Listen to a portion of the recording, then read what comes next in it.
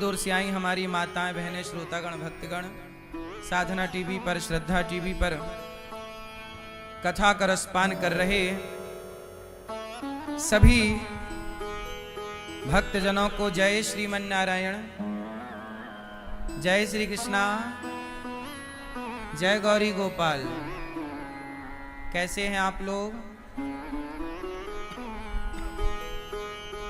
आप पर सदा भगवान की अमृतमयी मंगलमयी कृपा करुणा बनी रहे। इन्हीं मंगल कामनाओं के साथ आइए कथा में प्रवेश करते हैं। कथा की ये सुंदर सी गंगा हम सबको कृतार्थ कर रही है। कथा में आप सब मस्ती से झूम रहे हैं, कथा सुन रहे हैं, समझ रहे हैं। आपके पूर्वज भी इस कथा को सुन रहे होंगे। हमारे यजमान परिवार परीक्षित बन के श्रीमती जागृति हितेश भाई पटेल जी प्रेम से आप कथा सुन रहे हैं। और देखो, कल हमने देखा कि आप सभी कीर्तन कर रहे, भजन कर रहे और भगवान के चिंतन में डूबी सभी माताएं कल हमने दर्शन किया। तो सोचिए कि आप सब कितने भाग्यशाली हैं कि मैया जागृति मैया और हितेश भाई पटेल जी की तरफ से आप सबको वृंदावन धाम आने का अवसर मिला और यहाँ बैठ के भगवान का नाम सुनने का, जाप करने का, कीर्तन करने का ये अवसर मिला। श्रवण कुमार अपने माँ बाप को तीर्थ यात्रा ही तो करा रहे थे, तो इन्हें भागवत सुनने का तो पुण्य मिलेगा, पर इन्हें तीर्थ यात्रा कराने का भी पुण्य मिलेगा, क्योंकि इन्होंने ये कराया। यहाँ के आप नाम जप रहे हो, बहुत आपके नाम जब से धाम में घर में किया गया पुण्य देता है, लेकिन वही पुण्य जब धाम में किया जाए तो वह पुण्य कई गुना बढ़ जाता है, कई गुना उसका फल बढ़ जाता है। तो आप बहुत साधुवाद के पात्र हैं। और आपके पुत्र भैया सहज जी आए हैं और पुत्री सजनी जी आप आए हैं और प्रेम से बच्चे जहां हैं वहीं से सुन रहे होंगे कथा। परिवार आप सभी को अच्छा लग रहा है? कथा अच्छी लग रही है? नहीं? आप अमेरिका से आए हैं, न्यू जर्सी से, और प्रेम से कथा का रसपान कर रहे हैं। पूरे पटेल परिवार के लिए तालियां बजा के सम्मान करें। आपके माता पिता बड़े भाग्यशाली हैं कि आप जैसे बच्चों को जन्म दिया, कि आपके द्वारा ये भगवान की कथा हो रही है। श्रोता ना हो तो वक्ता कथा किसे सुनाएगा? इसलिए कथा सुनाने वाले की जितनी महिमा है, उससे ज्यादा महिमा कथा सुनने वाले की है। परीक्षित ना होते तो सुखदेव जी किसे भागवत सुनाते? इसलिए पात्र चाहिए। अमृत है पर बर्तन ना हो तो अमृत रखेंगे कहां? तो आपका हृदय वो बर्तन है जो भगवान की कथा रूपी अमृत को अपने हृदय में धारण करता है। आपका हृदय वो पात्र है, बर्तन है। आप सदा सुखी और स्वस्थ रहें, यही मंगल कामना है बिहारी जी से। देखो, ये भागवत जो सुनता है, अब जैसे पोथी पाठ यहाँ करवा रहे हैं आप लोग अपने पितरों के लिए, अभी 25 अक्टूबर से फिर भागवत जी के पोथी पाठ हैं। आप अपने पूर्वजों के लिए, माता पिता के लिए भागवत जी के पाठ करा सकते हैं, अनुष्ठान करा सकते हैं। कल हम लोगों ने सुना कि परीक्षित जी ने कलयुग को रहने के 4 कमरे बनवाए। कलयुग कहां रहता है भैया? कलयुग कहां रहता है? ठीक है, कलयुग कहां रहता है? मैया आपको पता है? कलयुग 4 जगह रहता है। एक और जगह है, टोटल 5। कलयुग 5 जगह है। कहां कहां कलयुग है? द्यूतम, जहां जुआ है वहां कलयुग।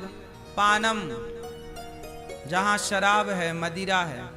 स्त्रिया, जहां पर स्त्री और पर पुरुष का काम है। वहां कलयुग। द्यूतम पानम स्त्रिया, पर पुरुष पर स्त्री। द्यूतम पानम स्त्रिया सूना, सूना मतलब मांस। और एक है बेईमानी से कमाया गया धन। चाहे आप सोना चांदी जमीन जायदाद पैसा जो भी आप बेईमानी से कमाते हैं, तो बेईमानी से कमाए हुए धन में कलयुग आके बैठता है और कलयुग बुद्धि भ्रष्ट कर देता है। इसलिए पैसे कमाने चाहिए पर ईमानदारी का। यदि बेईमानी का आया तो कलयुग उसका विनाश कर देगा। तो किस किस चीज से बचना चाहिए? 5 काम से बचो। जुआ,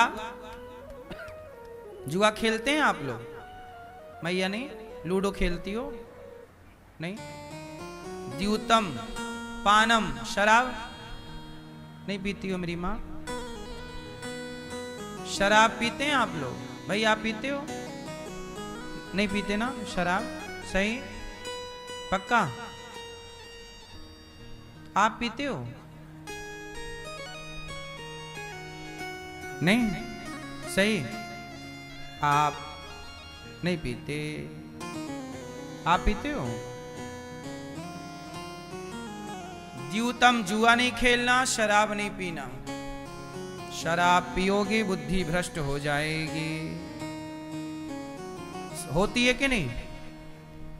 पराई स्त्री के चक्कर में ना पड़ना। भी दशहरे के दिन कौन जला? रावण काहे जला? पराई स्त्री को देख रहा था। रावण क्यों जलाया जाता है? दशहरे के दिन रावण क्यों जलता है बताओ? क्यों जला मैया? है? नहीं मालूम? मैया को नहीं मालूम। तू कितनी भोली है, कितनी प्यारी है, कुछ नहीं मालूम है ओ माँ, कुछ नहीं मालूम। रावण क्यों जलता ये भी नहीं मालूम। दशहरा चला गया,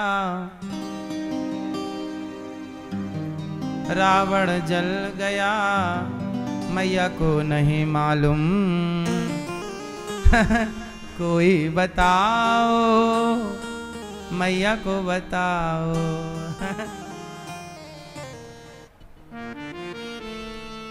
मैया बैठ जाओ मेरी माँ। रावण क्यों जलता है? इसलिए जलता है रावण क्योंकि रावण सीता माँ को देखा, पराई स्त्री को देखा, अपनी पत्नी छोड़ दी। मतलब अपनी पत्नी जब है तो दूसरे की क्यों देखना है भाई? जो दूसरे की पत्नी को देखता है, जो दूसरे की पत्नी का स्पर्श करना चाहता है, उस पुरुष का वही हाल होता है जो रावण का हुआ। रावण से सीखना चाहिए कि पराई स्त्री का मन, रावण पराई स्त्री को चाहता था तो सोने की लंका में रहने वाले रावण का सर्वनाश हो गया, तो मिट्टी के घरों में रहने वालों का क्या हाल होगा रे कालिया? जब सोने की लंका वालों की लंका जल गई तो आपके घर काहे के हैं? लकड़ी के, सीमेंट, ईंट। इसलिए मेरी मां, पराई नारी से बचिए। रावण के पुतले जलाकर समाज को शिक्षा दी जाती है कि पर स्त्री का दर्शन भी ना करो, करो तो माता के रूप में देखो। पराई स्त्री किस रूप में? माँ। आप हमारी माँ हो। बहन के रूप में आप हमारी बहन हो। और पुत्री के रूप में, छोटी है बच्ची तो बेटी के भाव से, इस तरह से देखना चाहिए। गलत भाव से देखोगे तो रावण को याद कर लेना। सुखदेव भगवान, अच्छा राजा परीक्षित जी के सिर पे मुकुट थी। हमने एक दिन बताया कि वो जरासंध की मुकुट थी। बेईमानी से जो पाप कमाओगे उसमें कलयुग बैठेगा। सिर पे बैठ गया। राजा परीक्षित जी ने एक संत का अपमान कर दिया। संत जी के पुत्र ने शाप दे दिया। इति लंघित मर्यादम तक्षकः सप्तमे हनि। राजा परीक्षित जी को 7 दिन में मरने का शाप लगा। अब जिसे 7 दिन में मरना है वो क्या करे? अतः पृच्छामि संसिद्धिम योगिनां परमं गुरुं पुरुषस्येह यत्कार्यं म्रियमाणस्य सर्वथा। क्या करें? सुखदेव जी ने कहा, वरीयाने सते प्रश्नः क्रतो लोकहितं नृप आत्मवित् सम्मतः पुंसां श्रोतव्या दिशु यः परः। 7 दिन, देखो परीक्षित जी को कितने दिन में मरने का शाप लगा? 7 दिन बाद मर जाएंगे। जो संतों का अपमान करता है उसकी आयु घट जाती है, उसकी उम्र।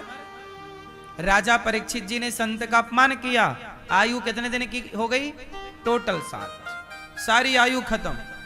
अपमान करने से उम्र घटती है, इसलिए अपमान करने से बचो। किसी साधु का, संत का, किसी ब्राह्मण का, किसी दीन का, दुखी का। क्यों हम क्यों किसी का अपमान करें?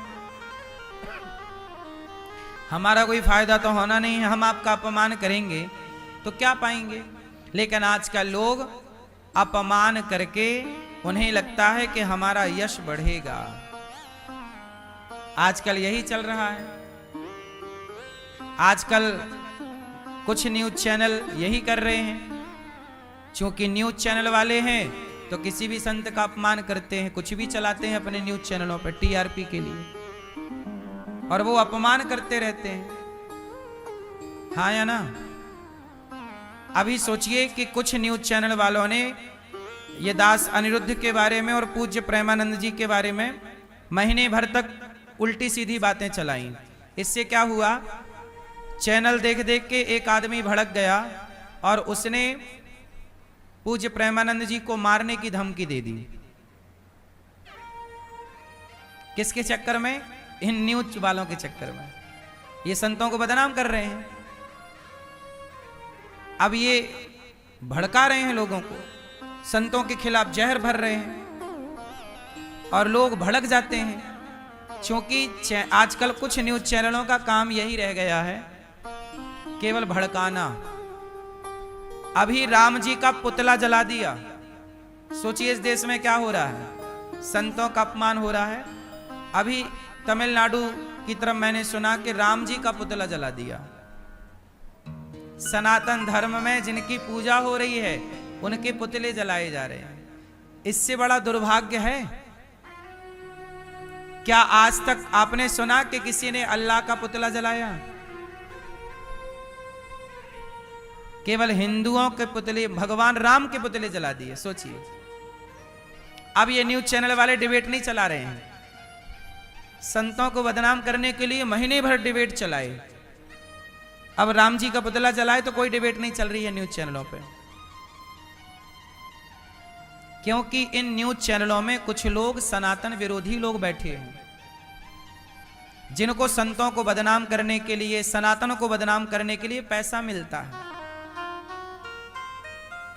और आप आम जनता समझते हैं, आपको लगता है जो न्यूज में दिख रहा है वो सही है। आजकल सबसे झूठ कहीं दिख रहा है तो न्यूजों में दिख रहा है। कुछ न्यूज चैनल ऐसे हैं जो दिन भर झूठ परोसते हैं और लोग उसे सच मानते हैं। अब राम जी का पुतला जला, आप में से किसी को पता चला? बोलो। नहीं पता चला, क्योंकि न्यूज चैनल वालों ने इतना लंबा चलाया नहीं। संतों को बदनाम करने के लिए चलाएंगे। अब पुतला राम, अब बताओ राम की क्या गलती है? राम का सोचिए, इस देश में जब राम के पुतले जल सकते हैं तो संतों को कोई गलत कहे तो इसमें आश्चर्य क्या है? जब इस देश में राम का सम्मान नहीं है तो संतों का सम्मान करने वाले कितने होंगे? और सबसे बड़ी विडंबना कि सनातनियों को पता ही नहीं है, चुप हैं। जिन राम के मंदिर बनाए जाते हैं, जिन राम को हम पूजते हैं, हमारे बाप दादे पूजते चले आए, अब सोचिए उन राम का पुतला इस देश में जलाया जाता है, रामचरित मानस जलाई जाती है इस देश में। कहने को ये हिंदुओं का देश है, पर सबसे ज्यादा यहाँ जिन हिंदुओं की आस्था गौ माता पर है, इस देश में गाय काटी जाती है। अब हिंदुओं का क्या है बताइए? भगवान कृष्ण के ऊपर गलत गलत इल्जाम लोग लगाते हैं कि तुम करो तो रासलीला, हम करें तो कैरेक्टर ढीला। ये भगवान कृष्ण का अपमान नहीं है, ये रास का जब प्रसंग आएगा तो मैं समझाऊंगा आपको। लेकिन अब सोचिए, इस देश में आप कैसे कह सकते हो कि ये देश हमारा है? क्या हमारे देश में कोई राम का पुतला जला सकता था? उत्तर दो, बोलो। यदि आप कहते हो कि ये देश हमारा है, तो क्या हमारे देश में कोई राम का पुतला जला सकता था? जलाया जा रहा है। इसका मतलब आपको ये बताया जा रहा है कि ये देश आपका नहीं है। आप नहीं समझ रहे हैं ये सारे। आपको ये चुनौती दी जा रही है कि देखो, आपके देश में आपके भगवान का हम पुतला जला सकते हैं, आप कुछ नहीं कर सकते। मुसलमानों का काम मुझे ठीक लगता है कि उनके अल्लाह को किसी ने कुछ कहा तो क्या करते हैं उन लोग? बोलो, सिर काट देते हैं। भाई, मुसलमानों के अल्लाह को कोई कुछ नहीं कह सकता, पर हिंदुओं के राम के पुतले जलाए जा सकते हैं। इस देश में इजाजत है, संविधान इजाजत देता है कि आप अभिव्यक्ति की आजादी है, आप कुछ भी कर सकते हैं। तो अभिव्यक्ति की आजादी के नाम पर क्या जलाए गए? राम के पुतले। लेकिन लोग इस बात पर ना, न्यूज चैनलों पे अब कहां डिबेट चल रही है इस विषय पे? आपने सुनी कोई डिबेट? नहीं सुनेंगे ना, क्योंकि कुछ न्यूज वालों को तो केवल संतों को बदनाम करना है, सनातन को बदनाम करना। संतों को बदनाम मतलब सनातन को। अब जो सनातन की बात करेगा, अब हम बात कर रहे हैं कि राम के पुतले जलाना गलत है, तो अब न्यूज वाले हमें ही गलत ठहराएंगे, क्योंकि आप आवाज उठा रहे हो। हमें ही गाली दिलवाएंगे, हमें ही कहेंगे तुम्हें जेल में डालो, क्योंकि आपने आवाज उठाई। तो आवाज ना उठाओ, फिर यहां सब होने दो, गलत होने दीजिए सब चीजें। बोले आप तो कथावाचक हो, कथा सुनाओ। अब बताओ, बोले आप राम जी के पुतले के बारे में क्यों बोल रहे हैं? ये भागवत जी में कहां लिखा? न्यूज वाले ऐसा बोलते हैं। बोले जो भागवत जी में लिखा है वो आप सुनाओ। अब तमिलनाडु में राम जी जले, ये भागवत जी में कहां लिखा है? तो ये बात ना बताएं। अब न्यूज वाले तो कहते हैं कि ये मत बताओ। इसलिए याद रखिएगा कि झांसी की रानी को अंग्रेजों से खतरा कम था,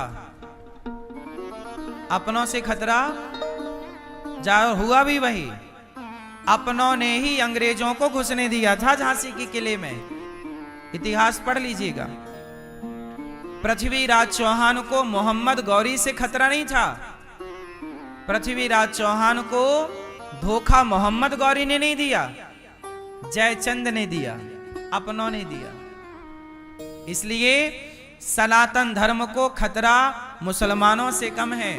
सनातन धर्म को खतरा इन गद्दारों से है जो सनातनी बन के बैठे हैं, और जो सनातनी बन के बैठे हैं और संतों को बदनाम करने के लिए मुहिम चला रहे हैं। जो संतों को बदनाम करने की मुहिम चलाएं, बताओ ये सनातन के गद्दार हैं या नहीं?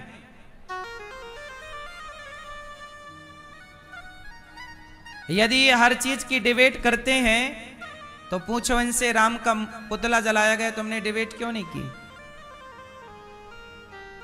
इसका मतलब कि राम के पक्ष में बोलने को तैयार नहीं है, और संत लोग बोलेंगे तो उन्हें बदनाम कर दिया जाएगा।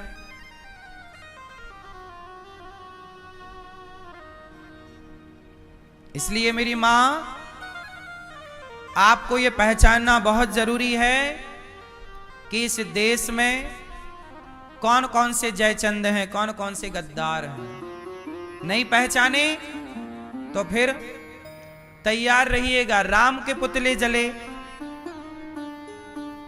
कश्मीर से सनातनी हिंदू खदेड़े गए, हिंदू खदेड़े गए कश्मीर से, तब आप लोगों ने क्या कर लिया? राम के पुतले जले, क्या कर लिया? एक दिन भारत से खदेड़ दिए जाओगे हिंदू हो, क्या कर लोगे तुम? तुम्हारे पास एक ऑप्शन है, केवल मरने का। भागो, बेटियों का बलात्कार होगा, और भागो, मरो। अब ये और मुझे बताए जाना कि भाग के जाओगे कहां? इसलिए कहता हूं, लड़ो, अपनी बेटियों को झांसी की रानी बनाना स्टार्ट करो, और अपने बेटों को शिवाजी बनाना स्टार्ट करो। तलवार चलाना जरूरी है साहब, केवल पूजा ना होती रहे तलवार की। तलवार चलाओगे तो 10-5 दिन रह पाओगे, नहीं आएगी तो मिनटों में निपट जाओगे। जिस देश में राम सुरक्षित ना हो, अर्थात राम के अपमान किए जा रहे हो, वहां तुम्हारी भावनाओं का क्या सम्मान होगा? बोलो। इसलिए मेरी मां, बेटियों को क्या बनाना चाहिए?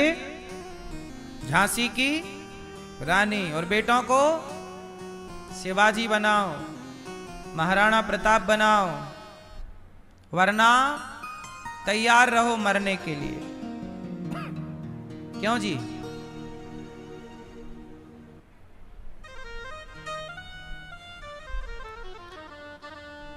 परीक्षित जी ने कहा,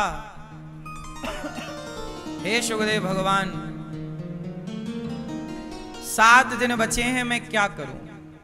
सुखदेव जी ने कहा, वरीयाने सते प्रश्नः क्रतो लोकहितं नृप, आत्मवित् सम्मतः पुंसां श्रोतव्यादिषु यः परः। निद्रया ह्रियते नक्तं व्यवायेन च वावयः, दिवाचार्थे हया राजन् कुटुम्बभरणेन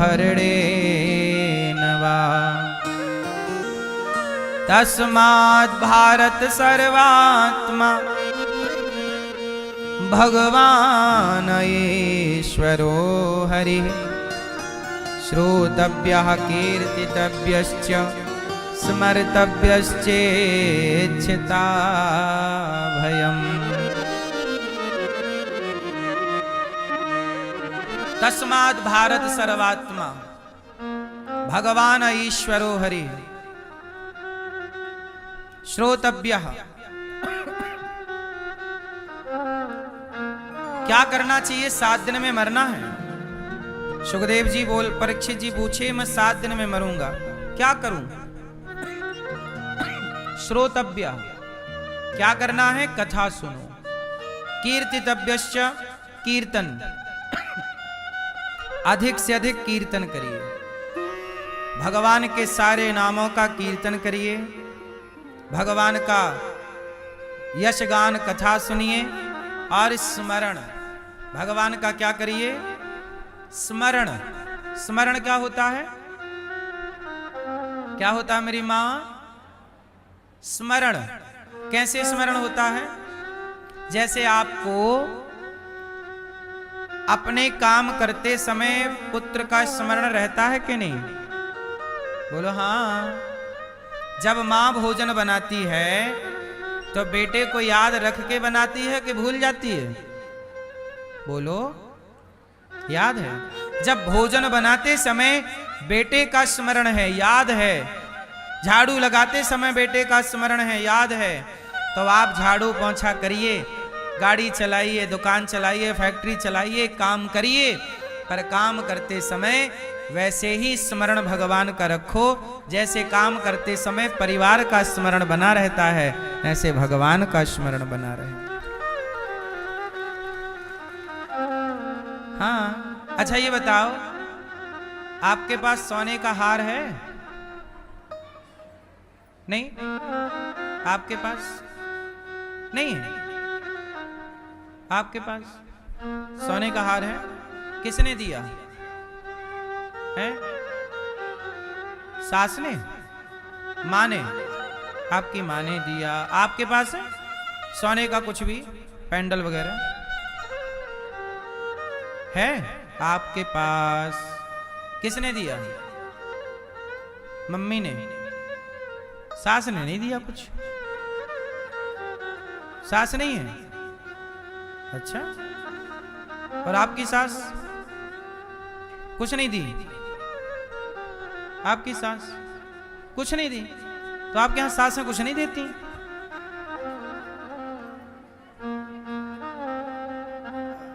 आपकी सासें, अच्छा, आपकी सासें केवल पति देती हैं, पति दे के छुट्टी।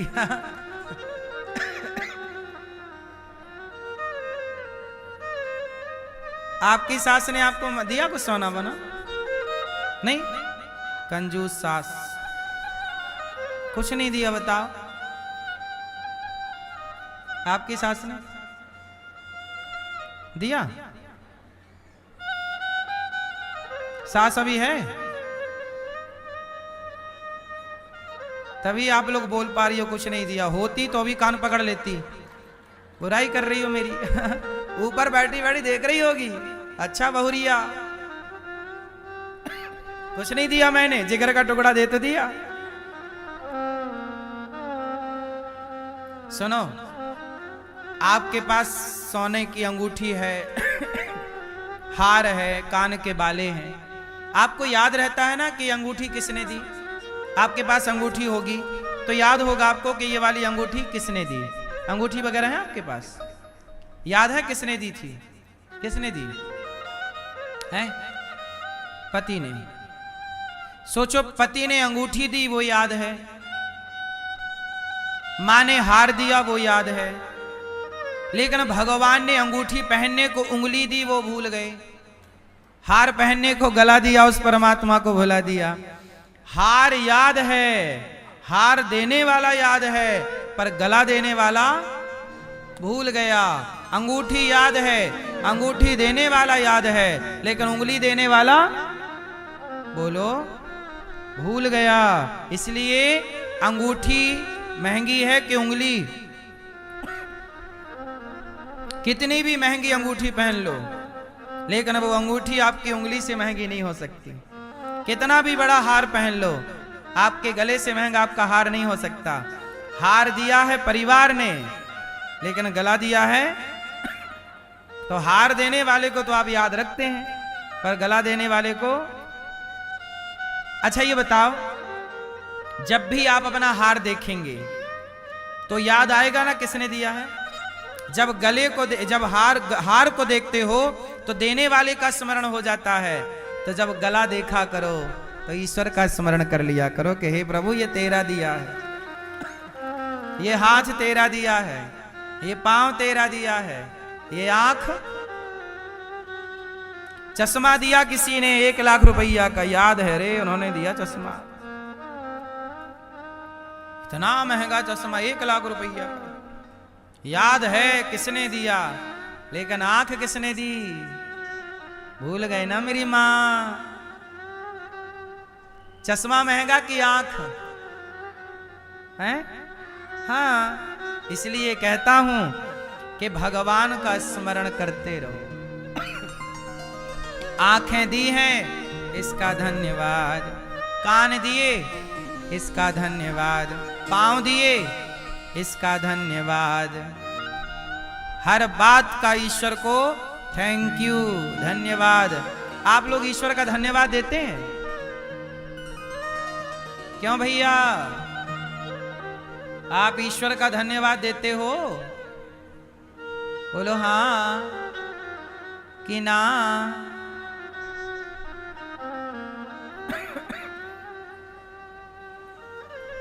ईश्वर का धन्यवाद। जन्म लाभ पर पुंसा पुंसा अंते नारायण स्मृति। जीवन का परम लाभ क्या है? अंत में भगवान का स्मरण हो जाए, यही जीवन का लाभ है। इसलिए भगवान का स्मरण। हे नाथ, मैं आपको कभी भूलूं नहीं। योगी नाम नृप निर्णीतम हरिर नाम नुकीर्तनम। भगवान के अनेक नामों का कीर्तन करना चाहिए। जितासनो जितश्वासो जित संगो जितेंद्रिय। भगवान को श्वासों के द्वारा प्राणायाम करिए, जीतिए। हाय हाय ज्यादा ना करिए। भगवान की विराटता का दर्शन करिए। पाताल भगवान के चरण हैं, है ना। गले को महरलोक, मुख को जनलोक, ललाट को तपलोक मान लो। भगवान ये समझो कि जो दिख रहा है वो ईश्वर है। अच्छा ये बताओ, आपको भगवान मिले कि नहीं? आपने भगवान को देखा कि नहीं? आपने भगवान को देखा है भैया? आपने भगवान को देखा? आपने नहीं? आपने ईश्वर को देखा? हाँ कि ना? ना। मैया क्या बोलती तू? आपने भगवान को देखा कि नहीं? आपने मैया ईश्वर को देखा कि नहीं? आपने मैया? मैया आप बताओ, हरी मैया, आपने भगवान को देखा कि नहीं?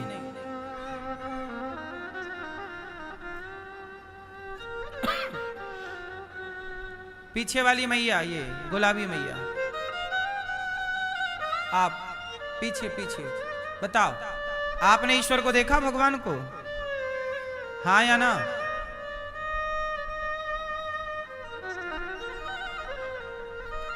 क्या आप बगल वाली मैया,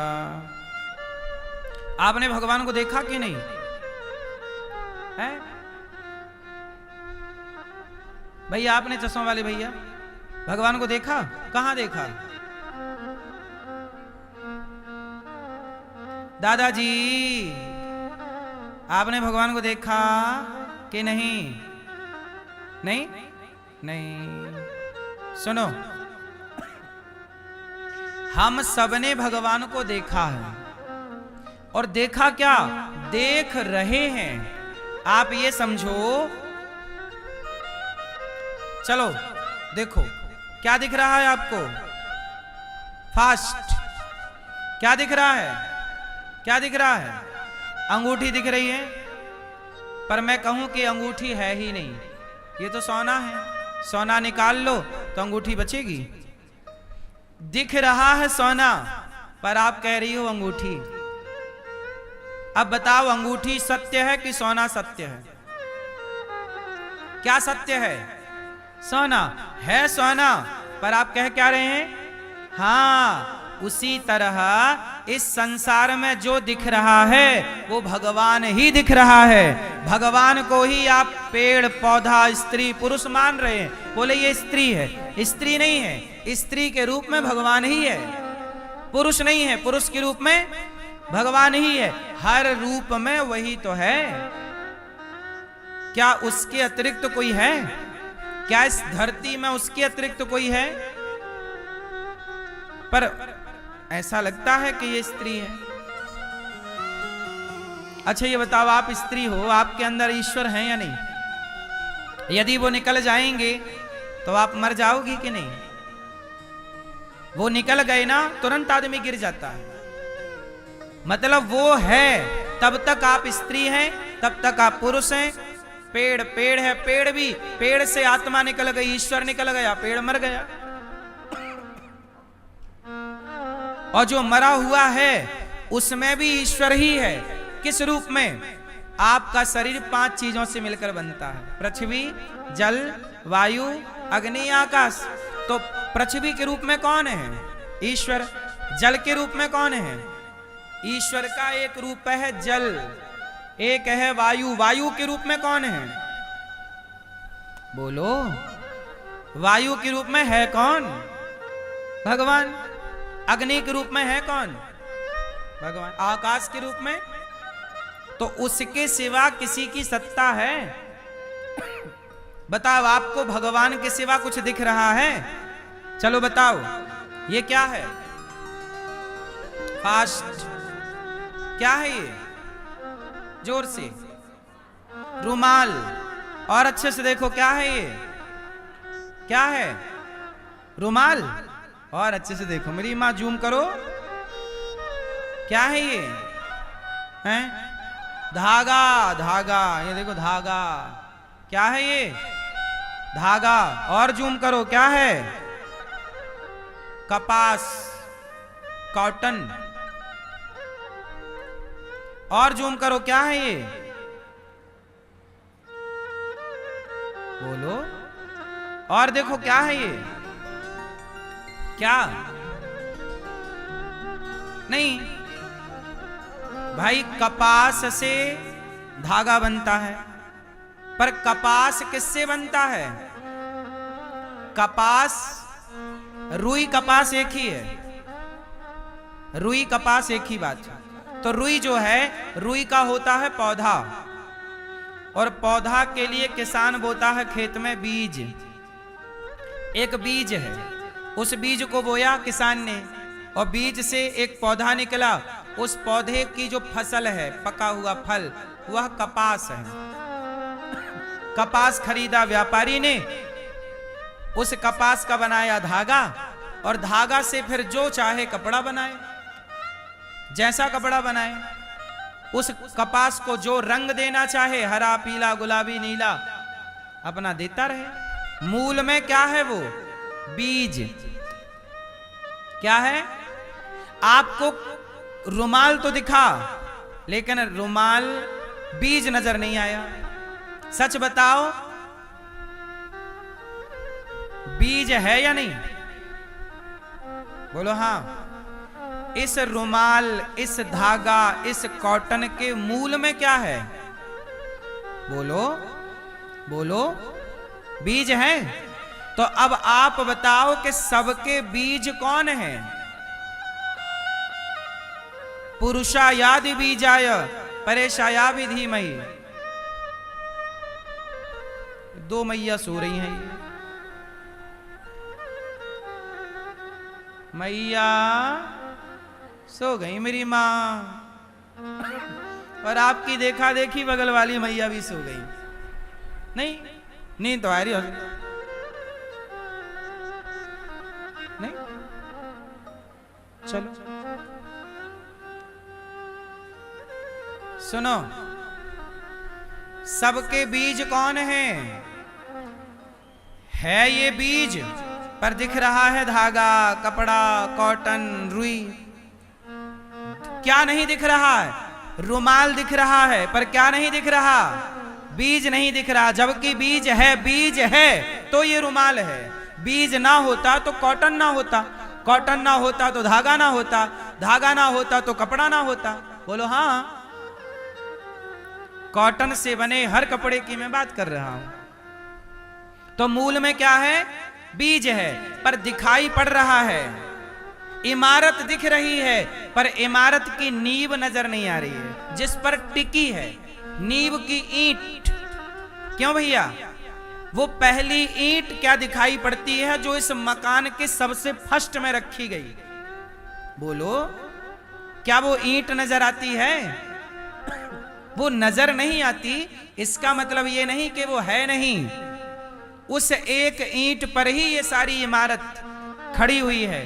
उसी प्रकार वह नींव की ईंट ही भगवान है, जिस पर ये पूरा संसार टिका हुआ।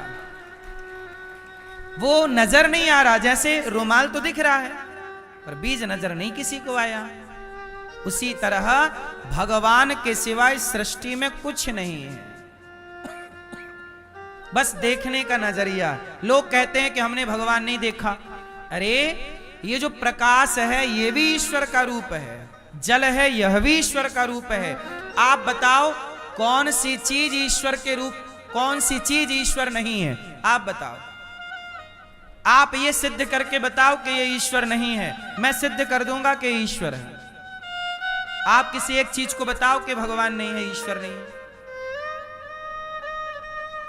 इस संसार की हर चीज या तो पृथ्वी तत्व से बनी है, या जल, या वायु, या अग्नि, या आकाश, और ये पांचों तत्व ईश्वर के हैं। इसलिए पांचों तत्वों को जोड़ा तो भगवान शब्द का निर्माण हुआ, भगवान बना। सुनो, भगवान में कितने अक्षर हैं? 5। बोलो भा, ग, वा, आ की मात्रा, ना। भा मतलब भूमि, गा मतलब गगन, वा मतलब वायु, आ मतलब अग्नि, ना मतलब नीर मतलब जल। ये पंच तत्वों को जोड़ा तो भगवान कहलाए, यही ना भगवान। तो प्रकृति ही परमात्मा है। इसलिए हम लोग सनातनी लोग किसकी पूजा करते हैं? प्रकृति की। हम लोग किसकी पूजा करते हैं? हम पूरी दुनिया में केवल हिंदू सनातनी ऐसे हैं जो पर्वतों की पूजा करते हैं। गिरिराज जी पर्वत हैं, हम लोग गिरिराज जी की पूजा करते, पर्वत के रूप में है। चित्रकूट में कामतानाथ जी हैं, कामतगिरी पर्वत। बोलो हाँ। तो हम सनातनी किसकी पूजा करते हैं? प्रकृति की। पर्वत क्या है? प्रकृति है। बोलो हाँ, नेचर है ना। हम लोग पेड़ पौधों की पूजा करते हैं।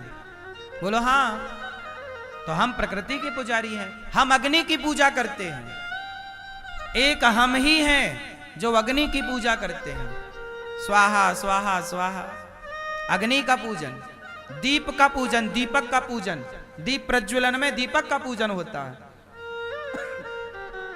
अग्नि का पूजन। इसलिए हमारे यहां प्रकृति की पूजा। इसलिए आप कहते हो कि हमने भगवान नहीं देखा। देखा सबने है, बस जान नहीं पाए। दुर्योधन ने कृष्ण को देखा, पहचान नहीं पाया। रावण ने राम को देखा, पहचान नहीं पाया। रावण को लगता था ये कोई वनवासी है, लेकिन पहचान गए विभीषण। दुर्योधन को लगा ये यशोदा का बेटा ग्वाला है, ये तो गैया चराने वाला है। देखा कृष्ण को, पहचान नहीं पाया, पहचान गए अर्जुन। बस ये बात है ना, कृष्ण सामने है, दुर्योधन के सामने भी हैं, अर्जुन के सामने। दुर्योधन नहीं पहचान सका, अर्जुन पहचान गए। भगवान को पहचानना है तो दुर्योधन की आंखों से नहीं, अर्जुन की आंखों से ही कृष्ण को देखा जा सकता है। अब कोई दुर्योधन की आंखें लिए बैठा हो तो वो तो यही कहेगा कि हमने ईश्वर को नहीं देखा, जबकि देखा है। ईश्वर को देखना है तो खंबे में भी भगवान नजर आ जाएंगे, बस आंखें चाहिए प्रहलाद वाली। प्रहलाद की आंखें हो तो इस खंबे में भी ईश्वर, इस खंबे में भी ईश्वर। बोलो हाँ। यदि प्रहलाद की आंखें नहीं है तो ये खंबा है, और प्रहलाद की आंखें हैं तो ये भगवान है। बोलो हाँ कि ना। यदि नामदेव जी की आंखें हैं तो ये भगवान है, और नामदेव जी की आंखें नहीं है तो ये कुत्ता है। कुत्ते में नामदेव जी को कौन दिखा? बोलो मेरी मां, कौन दिखा? हाँ, कुत्ते में भगवान देख रहे हैं, नामदेव जी। कुत्ते में ईश्वर को दर्शन पाया, कुत्ते में ईश्वर का दर्शन नामदेव जी, कुत्ते में भगवान। तो नामदेव जी की आंखें हैं तो कुत्ते में भी ईश्वर दिख सकते हैं, और यदि आंखें भक्त वाली नहीं हैं तो भगवान में भी भगवान का दर्शन। रावण को कहां हो? रावण तो बड़ा ज्ञानी था। रावण जैसे ज्ञानी को क्या राम में भगवान का दर्शन हुआ? जब रावण को राम में भगवान का दर्शन नहीं हुआ तो आपको पत्थर की मूर्ति में भगवान का दर्शन कैसे हो सकता है? आपको देखना है तो आंखें विभीषण की चाहिए, देखना है तो आपको मीरा जैसा प्रेम चाहिए, शबरी जैसा इंतजार चाहिए, जटायु जैसी सहनशीलता चाहिए। आज हम लोगों के अंदर ना धैर्य नहीं है, संतोष नहीं है, सहनशीलता नहीं है। इसलिए हम ईश्वर तक पहुंच नहीं पाते। देख रहे हैं ईश्वर को।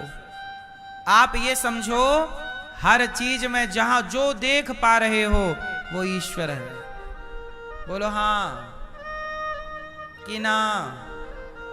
तो आपने भगवान को देखा कि नहीं? देखा है, बस अब पहचान लो। हाय हाय में ना आप लोग कहां उलझे हो? भगवान को नहीं जान पाए, पहचान पाए, क्योंकि आप हाय में उलझ गए। हाय पैसा पैसा पैसा, पूरी जिंदगी आपकी चली गई क्या कमाने में? पैसा। पैसा कमाओ, बुरा नहीं है, पैसा कमाना चाहिए। पैसा नहीं होगा तो आप किसी की हेल्प क्या करोगे? किसी की मदद क्या करोगे? किसी को रोटी क्या खवाओगे? इसलिए भगवान करे आपके पास खूब पैसा हो, पर पैसे में अटैचमेंट ना हो, पैसे में आसक्ति ना हो, लगाव ना हो। पैसा क्या है? पैसे का जीवन में कितना महत्व है? बताओ, पैसा क्या दिलाता है? पैसे से क्या आ सकता है? बोलो, पैसे से क्या क्या मिलता है? बताओ। सब कुछ मिलता है। तो पति का प्रेम भी मिल जाएगा पैसे से, पत्नी का समर्पण भी मिल जाएगा पैसे से।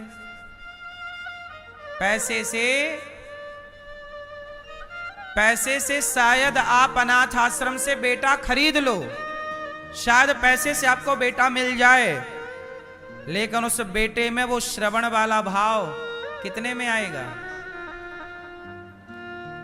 बेटा शायद पैसे से मिल जाए, पर वो सेवा करने का भाव पैसे से आएगा? पैसे से शायद स्त्री मिल जाए, लेकिन वो माँ वाली ममता उस स्त्री के अंदर, वो समर्पण कहां से लाओगे? पैसे से मिलता तो लोग माँ खरीद ना लेते। माँ खरीद लो, बाप खरीद लो, रिश्ते खरीद लो। बोलो हाँ। पैसे से आप हेलीकॉप्टर खरीद सकते हो, जमीन जायदाद खरीद सकते हो, पर कुछ चीजें हैं जो पैसे से नहीं खरीद सकते। बताओ, आप अपनी सांसें खरीद सकते हो? एक दिन खरीद के दिखाओ, यमराज से एक दिन की उम्र बढ़वा के दिखाओ पैसे से, कि आज हम मरने वाले हैं पर हम कल मरेंगे क्योंकि हमने एक दिन खरीद लिया। तो खरीद पाओगे एक दिन? एक घंटा खरीद लोगे? बोलो मेरी माँ, एक मिनट खरीद लोगे? पैसे से सांसें नहीं खरीदी जाती, लेकिन वही सांसें पैसे के लिए आप बिगाड़ते रहते हैं। पैसे से बहुत सारी चीजें हैं। कहते ना, पैसे से बिस्तर खरीद लोगे, नींद कहां से लाओगे? सोने की थाली खरीद लोगे, भूख कहां से लाओगे? है ना? पैसे से शांति नहीं मिलती मेरी माँ। पैसे वालों को शांति होती तो सारे पैसे वाले शांति पा जाते। जिनके खुद के हेलीकॉप्टर हैं, जिनके खुद के प्लेन हैं, उन लोगों को भी हमने परेशान देखा है। जिनके पास बड़ी बड़ी गाड़ियां, बड़ी बड़ी आलीशान महलों में रहते हैं, उन्हें भी हमने परेशान देखा है। और कई बार रिक्शे वालों को भी हमने फुटपाथ पे अपने परिवार के साथ हंसते खिलखिलाते मुस्कुराते देखा है। तो प्रसन्नता फुटपाथ पर भी देखी जा सकती है, और परेशानियां, दुख, टेंशन, डिप्रेशन महलों में भी दिखता है। इसका मतलब है कि पैसे से शांति आती तो हर पैसे वाला शांति खरीद लेता। पैसे वालों के पास साधन होते हैं, संसाधन होते हैं, शांति नहीं। शांति चाहिए तो पैसे से मन हटाकर परमात्मा में मन लगाइए, तब शांति मिलेगी। मिलता है सच्चा सुख केवल भगवान तुम्हारे चरणों में। बोलो हाँ। कहाँ मिलता है? हाँ मिलता है सच्चा सुख केवल भगवान तुम्हारे चरणों में। यह विनती है पल पल छिन छिन रहे ध्यान तुम्हारे चरणों में। चाहे बैरी सब संसार बने, चाहे जीवन मुझ पर भार बने, चाहे मौत गले का हार बने, रहे ध्यान तुम्हारे चरणों में। मिलता है सच्चा सुख केवल भगवान तुम्हारे चरणों में। चाहे अग्नि में मुझे जलना पड़े, चाहे कांटों में मुझे चलना पड़े, चाहे छोड़ के देश निकलना पड़े, रहे ध्यान तुम्हारे चरणों में। हे प्रभु, चाहे आग जलाए, कांटे, कष्ट दें, पर नाथ मैं आपको कभी भूलू नहीं। बोलो हे नाथ, मैं आपको कभी भूलू नहीं। चाहे संकट ने मुझे घेरा हो, चाहे घेरा हो, चाहे चारों ओर अंधेरा हो, चाहे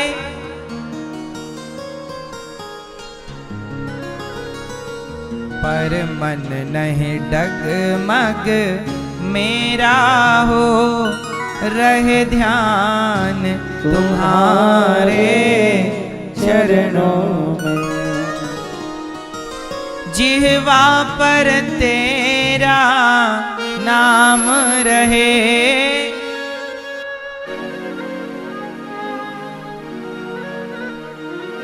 तेरा ध्यान सुबह और शाम रहे, तेरा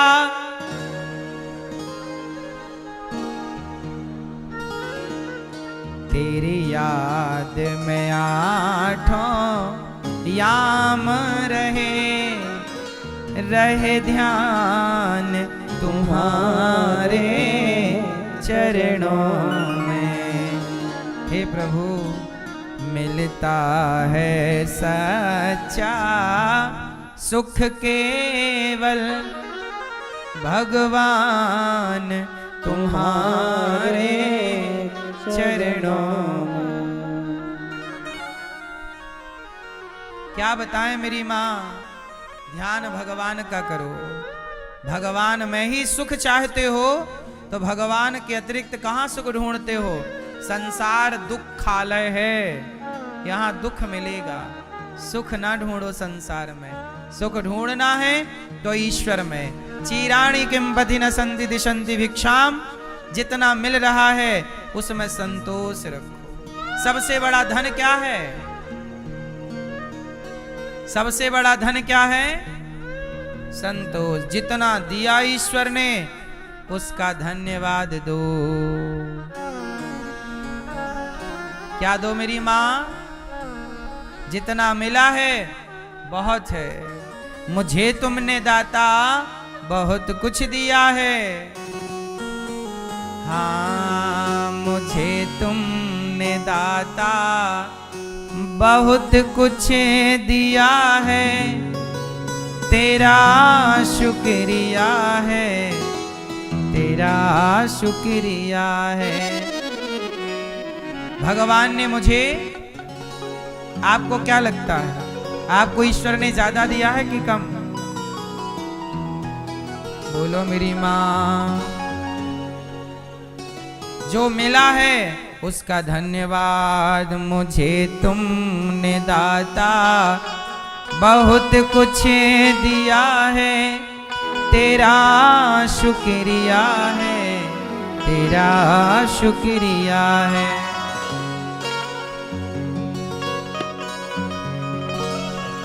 यदि हमें ईश्वर ना देते हम किस योग्य थे? मेरी माँ, इसलिए सदा ईश्वर का धन्यवाद। क्या करना है? आप कहते हो मेरे पड़ोसी तो 20-20 हजार का जूता पहनता है। अरे 20,000 का जूता पड़ोसी पहनता है, अच्छी बात है। आप कहते हो हमारे पास तो देखो फटी चप्पल है, हम कितने गरीब हैं।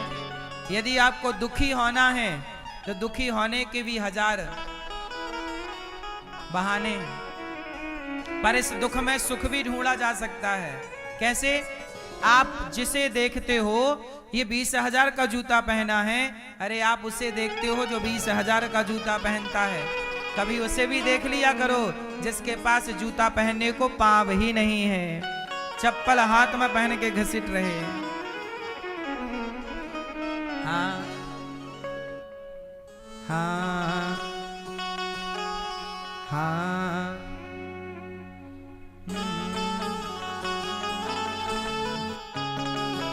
जिनके जूता ही नहीं है, अरे पाँव न हाथ में जूता पहन के घिसट रहे हैं, अब बताओ उससे आप सुखी हो ना? हाँ।